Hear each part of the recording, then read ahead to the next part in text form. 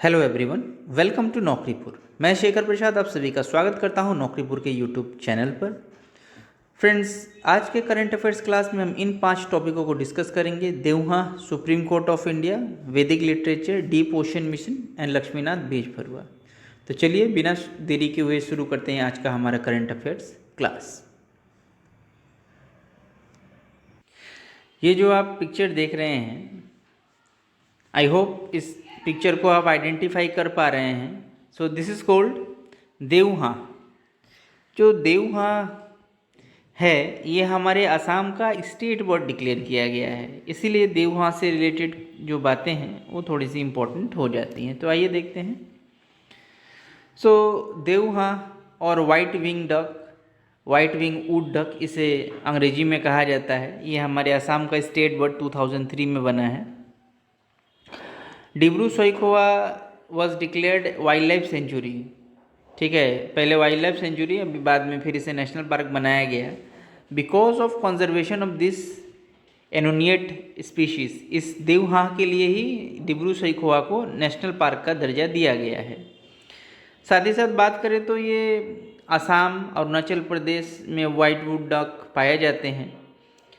ये कॉमनली इसे 1990s से ही इसे ये किया जाता है। तो करेंटली जो है WTI की रिपोर्ट की अगर हम बात माने तो ये जो बर्ड है ये अब काफ़ी इनकी जो संख्या है वो कम गई है। ये बर्ड जो है अभी देवहा जो है लेस देन 400 अभी इंडिया में बचे हुए हैं। तो करंट न्यूज़ ये है कि हमारा state forest department and WTI जो है एक कोलैबोरेट प्रिपरेशन चला रहे हैं ताकि डक के इस स्पीशीज़ को एक्सटिंक्ट होने से, यानी कि गायब होने से बचाया जा सके। पृथ्वी में ऐसा ना हो कि ये रहे ही नहीं, तो जिसके कारण इनिशिएटिव लिया गया है state forest department and WTI के द्वारा। सुप्रीम कोर्ट, तो सुप्रीम कोर्ट ऑफ इंडिया जो है वो 28 जनवरी 1950 को 1950 को इनॉग्रेट किया गया था। और फुल स्ट्रेंथ के बारे में, इसकी जो फंक्शनिंग है उसके बारे में अगर हम बात करें तो इसका सैंक्शन स्ट्रेंथ जो है वो 34 है, यानी कि 34 जजेस इसमें हो सकते हैं। और इसमें जो है 2 प्रकार के बेंच होते हैं। एक होता है स्मॉल बेंच जिसमें 2 और 3 जजेस जो होते हैं, जस्टिस जो होते हैं वो बनाते हैं। इसे डिविजनल बेंच भी कहा जाता है। और लार्ज बेंच जो होते हैं उसमें और 5 और उससे ज़्यादा जजेस होते हैं, इसे कॉन्स्टिट्यूशनल बेंच कहा जाता है।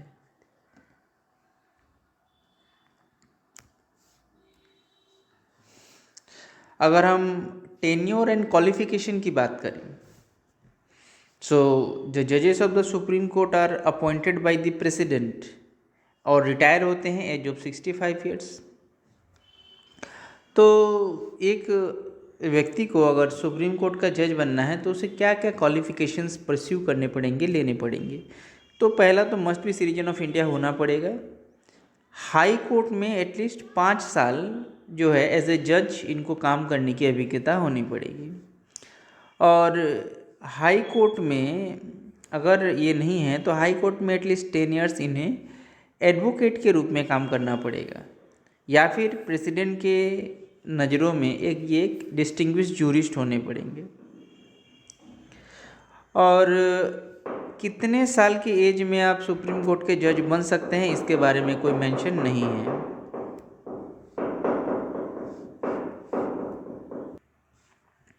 सो रिमूवल ऑफ द जजेस की अगर हम बात करें तो रिमूवल ऑफ द जजेस can be only in the ground of the proved misbehave और इनकेपेसिटी। मिसबिहेवियर हो या फिर इनकेपेसिटी के बारे में अगर इनका पता चले कि इन्होंने किसी मैटर पे मिसबिहेव या फिर इनकैपेबल है उस पोस्ट के लिए।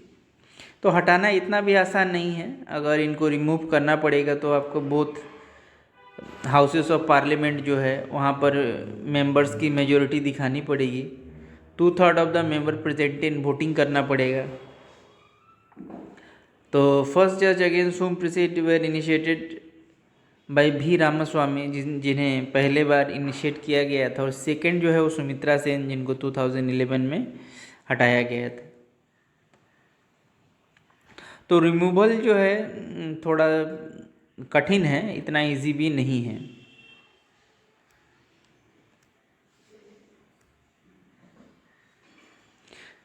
उसके बाद आता है original jurisdiction. So original jurisdiction की अगर हम बात करें तो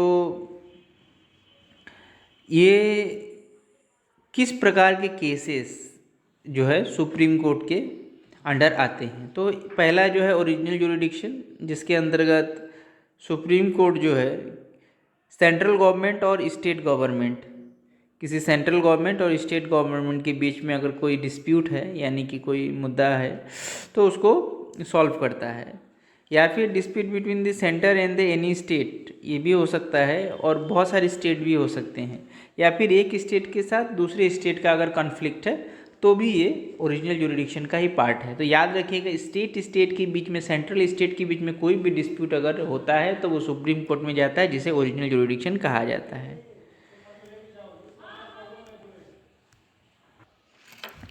फिर आता है एपिलेट जुरिडिक्शन। तो ये एपिलेट जुरिडिक्शन क्या है? अगर मान लीजिए कि कोई भी कोर्ट, लोअर डिवीज़न का कोर्ट यानी डिस्ट्रिक्ट कोर्ट जो है, वो एक जजमेंट दिए हैं और उसको जो है अपर कोर्ट जो है उसको हटा सकता है। तो सुप्रीम कोर्ट जो है ये हाईएस्ट एपिलेट कोर्ट है हमारे कंट्री में। इसके ऊपर कोई भी जो है केसेस नहीं जा सकते। इसके अंदर जो है सिविल केसेस, क्रिमिनल केसेस, ये सारे जो है एपिलेट जुरिडिक्शन के अंतर्गत आते हैं। यानी लोअर कोर्ट का जजमेंट को ये चैलेंज किया जा सकता है सुप्रीम कोर्ट में, जिस एपिलेट जुरिडिक्शन के द्वारा। फिर आता है एडवाइजरी जुरिडिक्शन। एडवाइजरी जुरिडिक्शन जो है प्रेसिडेंट किसी भी लीगल मैटर पर, आर्टिकल 143 में मेंशन है, सुप्रीम कोर्ट के जज से एडवाइस ले सकते हैं। ठीक है, क्योंकि सुप्रीम कोर्ट को कहा जाता है कोर्ट ऑफ रिकॉर्ड्स, ये आर्टिकल 129 में मेंशन है, कोर्ट ऑफ रिकॉर्ड्स। ठीक है, तो इसीलिए एडवाइजरी जुरिडिक्शन इम्पॉर्टेंट है। वैदिक लिटरेचर, अगर आपसे कभी प्रश्न पूछा जाए कि वेदास कितने हैं, then you most probably students को पता है 4 वेदास है, ऋग्वेद, सामवेद, यजुर्वेद, अथर्ववेद। लेकिन ये चारों वेदों में कुछ स्पेशलिटीज़ हैं। इन चारों वेदों में जो है बहुत सारी डीप बातें हैं। उतना तो हम नहीं जानेंगे, बट ये 4 वेद क्या कंटेंट इसके अंदर है, ये कॉम्पिटिटिव एग्जाम में काफ़ी पूछा जाता है, जिसको मद्देनज़र रखते हुए मैं इस टॉपिक को कवर कर रहा हूँ, वैदिक लिटरेचर। तो देखिए, जो सबसे ओल्डेस्ट वेदा है, जिसे ऋग्वेद कहा जाता है, इसे इंडो यूरोपियन लैंग्वेज में लिखा गया है। और इसमें अगर हम बात करें कलेक्शन ऑफ हाइम्स की, हाइम्स मैंने मंत्रों की, तो 1028 हाइम्स इसमें हैं, जिसको 10 मंडल्स में डिवाइड किया गया है। और ये जो 10 मंडल है, इसमें पुरुषा शुक्ता हाइम जो है इसमें एक्सप्लेन किया गया है। और दैट एक्सप्लेन अबाउट 4 वर्णास, इसमें 4 वर्णा के बारे में भी बताया गया है, जिसमें क्षत्रिय, शूद्र, वैश्य। इसके बाद थर्ड मंडला जो है, इसमें गायत्री मंत्र, this is very very important. इसका जो थर्ड मंडल है, ऋग्वेद का तीसरा मंडल, ऋग्वेद का थर्ड मंडल में गायत्री मंत्र कंटेंट होता है, वेरी वेरी इम्पोर्टेंट है। और गायत्री मंत्र जो उच्चारण किया जाता है, बिकॉज किसके लिए किया जाता है? सन गॉड के लिए, सूर्य भगवान के लिए समर्पित है ऋग्वेद का गायत्री मंत्र, जो कि थर्ड मंडल में कंटेंट करता है।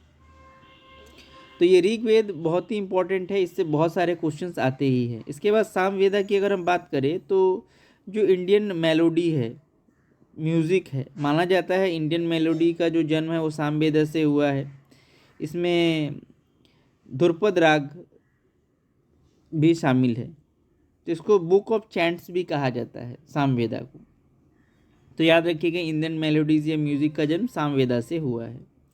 यजुर्वेदा, यजुर्वेदा में हाइम्स है, मंत्र है, और रिचुअल्स एंड सेक्रीफाइस, यानी कि जो विधि विधान के द्वारा पूजा पाठ करने का जो नियम है वो सारा यजुर्वेद में रिलेटेड है। लास्ट में है Atharvaveda, charm and spell to the word of the evil and disease, यानी कि बीमारियों से जो हमारे आयुर्वेदिक के जितने भी सीक्रेट्स है इस अथर्ववेदा से रिलेटेड है, जिसमें बहुत सारे डेडली डिजीज से लड़ने की बहुत सारे उपाय इस अथर्ववेद में रिलेटेड है। तो हमने ये समझा कि ऋग्वेदा रिलेटेड है हमारा एक तो गायत्री मंत्र से रिलेटेड है, मंडलास से रिलेटेड है और सबसे पुराना है।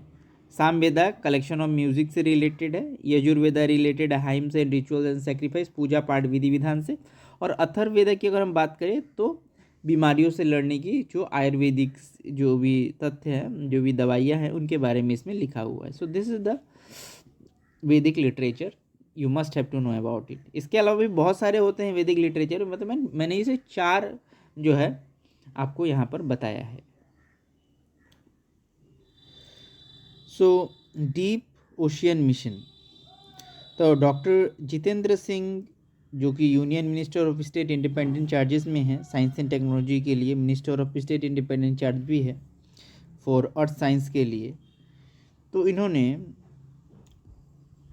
एक बात कही कि ब्लू इकोनॉमी की बात इन्होंने की। इन्होंने साथ ही साथ ये भी कहा कि ये जो ब्लू इकोनॉमी है, या आप ब्लू इकोनॉमी से समझ रहे हैं, ब्लू इकोनॉमी का मतलब जो इकोनॉमी हमारे समुद्र से या ओशियन से रिलेटेड हो।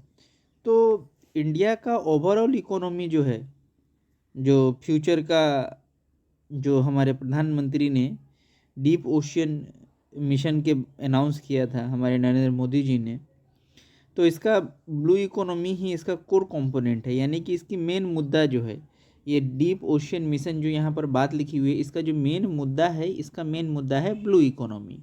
याद रखिए, इसका मेन मुद्दा है ब्लू इकोनॉमी। सो इसके ब्लू इकोनॉमी को किस तरह आगे बढ़ाया जा सकता है, किस तरह से इसको डेवलप किया जा सकता है, इस पर जोर देते हुए डीप ओशियन मिशन के बारे में डॉक्टर जितेंद्र सिंह ने बताया कि the first ever high level steering committee meeting and deep ocean mission at the Prithvi Bhavan in New Delhi. The committee includes union minister of state. तो इन मिनिस्टर में जो first ever high level steering committee का गठन किया गया है डीप ओशियन मिशन के लिए, पृथ्वी भवन जो कि न्यू दिल्ली में सिचुएटेड है। साथ ही साथ इसमें external affairs minister, defence, finance, सारे जो मिनिस्टर्स है वो भी इसमें शामिल है। सो इसके जो चेयरमैन हैं as well as vice chairman जो है हमारे नीति आयोग के, वो भी इसमें शामिल है। इसके अलावा डीप ओशियन मिशन की अगर हम बात करें तो इसके साथ रिलेटेड कुछ कुछ और बातें हैं, जैसे समुद्रयान प्रोजेक्ट है, एक क्रूशियल पार्ट है डीप ओशियन मिशन का, जो मिनिस्ट्री ऑफ अर्थ साइंस के द्वारा 2021 में ही इसको अप्रूव कर दिया गया है। साथ ही साथ ग्राउंड ब्रेकिंग इनिशिएटिव भी लिया गया है, manned submarines in deep oceans explore the minerals mining को एक्सप्लोर करने के लिए।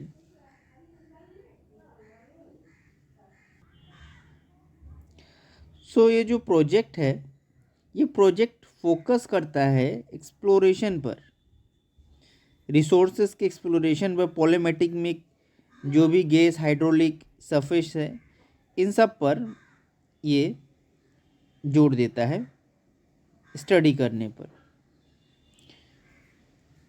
साथ ही साथ ये जो प्रोजेक्ट है हमारे समुद्र में जो गैसेस या फिर जो हाइड्रोसल्फाइड, जो भी गैसेस, जो भी मिनरल्स अवेलेबल हैं अप टू 1000 to 5500 मीटर्स के गहराई तक, उस रेंजिंग को भी कवर करने का दायित्व इस डीप ओशियन मिशन पे दिया गया है।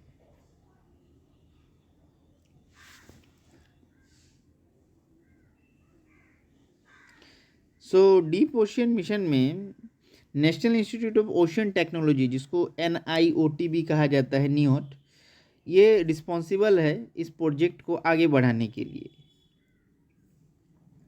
सो इंडिया का जो एफर्ट है, इंटरनेशनल सी बेड अथॉरिटी ISA, इसे 75,000 किलोमीटर सेंट्रल ओशियन बेसिन पर भी एक्सप्लोरेशन किया जाता है और एलोकेशन किया जाता है। साथ ही साथ ये 75,000 किलोमीटर सेंट्रल ओशियन का ये जो एक्सप्लोरेशन किया जाएगा सी बेड्स में, इसको 15 साल का कॉन्ट्रैक्ट जो है ये किया गया है इंटरनेशनल सी बेड अथॉरिटी के साथ, इस नेशनल इंस्टीट्यूट ऑफ टेक्नोलॉजी के द्वारा।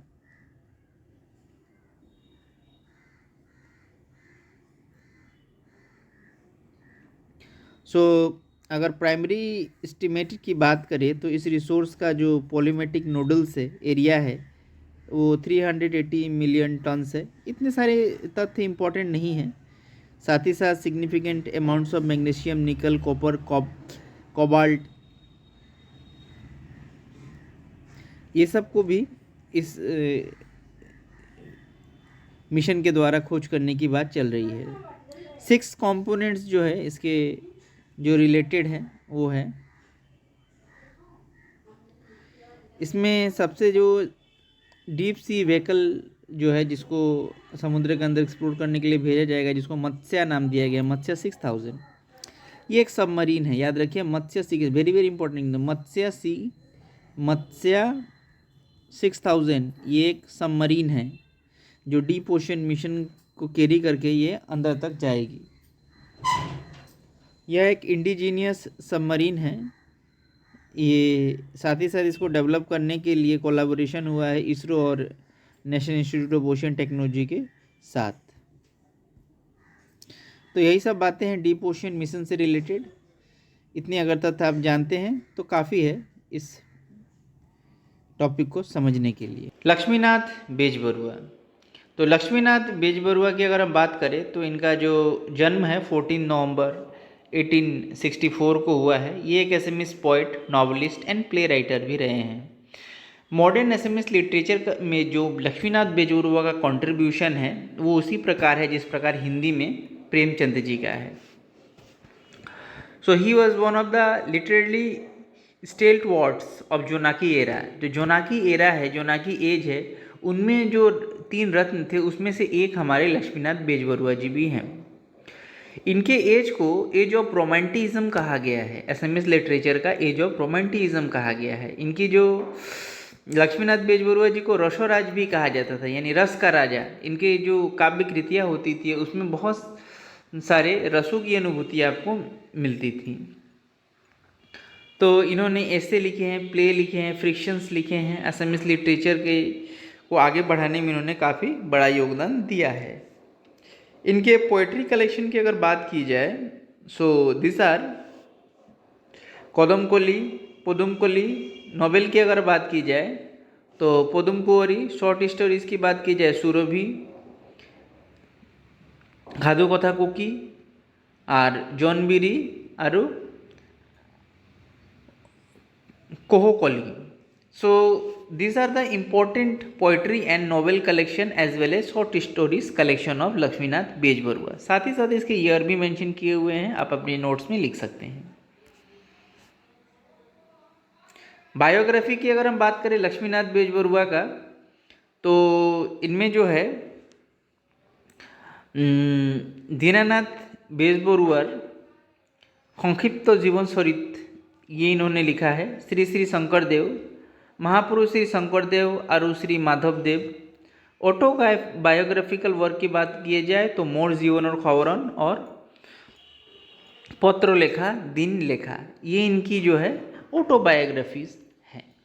सो ऑटोबायोग्राफीज का नाम आप जरूर याद रखिए। साथ ही साथ ये जो बुक्स का नाम है बहुत बार कॉम्पिटिटिव एग्जाम में आ चुका है, तो इन बुक्स को भी आप अवॉइड नहीं कर सकते हैं।